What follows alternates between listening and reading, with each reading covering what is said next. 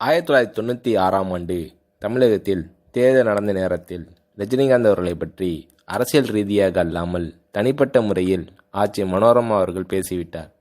சாகும் வரை நடித்துக்கொண்டே இருக்க வேண்டும் என்று ஆசைப்பட்ட மனோரமா அவர்களின் திரையுலக வாழ்க்கைக்கு அவரே முற்றுப்புள்ளி வைத்துக் கொள்ளும் நிலை ஏற்பட்டுவிட்டது.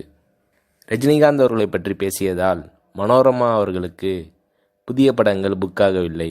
ஏற்கனவே ஒப்பந்தம் செய்யப்பட்ட படங்களிலிருந்து அவரை நீக்கிவிட்டார்கள். அது மட்டுமல்ல, மனோரமா அவர்கள் இடம்பெற இருந்த டிவி விளம்பரங்கள் கூட நிறுத்தப்பட்டன.